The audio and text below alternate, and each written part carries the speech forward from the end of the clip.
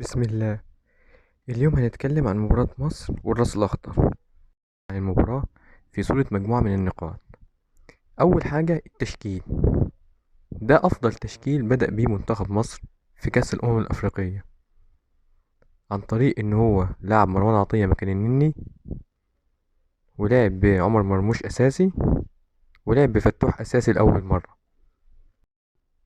وده يبين لك إن إحنا ما يفرقش معانا مدربين، هي في تبوهات معينة.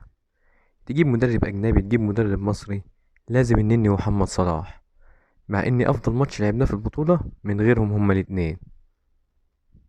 بس في حاجة، ان احنا خسرنا كتير قدام ان احنا نديهم فرصة في المشاركة، وهي ان احنا نطلع من البطولة بدري بدري. بصراحة انا متوقعش ان احنا نكمل بعد دور الستاشر. انا اتوقع ان دور الستاشر هو نهايتنا في هذه البطولة. احنا لعبنا افضل ماتش لنا في البطولة، بس لازم نكون عاملين حساب ان الراس الاخضر كان بيلعبنا بالتشكيلة الاحتياطي بتاعته، ما كانش بيلعب بالاساسيين، ومع ذلك برضه تعادلنا معاهم وما قدرناش نكسبهم. نلعب بأحمد فتوح ومحمد هاني عشان نعتمد على العرضيات، ولكن بسبب عدم وجود كثافة عددية ما قدرناش ننفذ حاجة من العرضيات دي.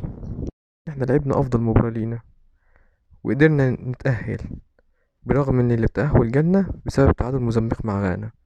يعني مش بإيدينا ولا حاجة، احنا كان لازم نكسب عشان نضمن التأهل بإيدينا، ولكن ده ما حصلش. مروان عطية كان أفضل بكتير من محمد النني في نص الملعب، وطبعا وجود إمام عاشور عمل إضافة كبيرة أيضا لنص الملعب. كده احنا فهمنا فيتوريا بيفكر ازاي، وهو بيحط التشكيل ويرمي ال11 لعيب في الملعب، وبعد كده يقعد يتفرج على المباراة زيه زينا. المكسب اللي احنا خدناه من البطولة دي ان احنا عندنا منتخب بدون محمد صلاح. لو قدرنا نبني على النقطة دي ممكن يكون عندنا منتخب قوي ونكسب بطولة افريقيا فيما بعد. لكن لو فضلنا محافظين على التبوهات والنني وصلاح مش هنعمل حاجة بالجيل ده خالص. منتخبنا عنده هجوم قوي ولاعيبة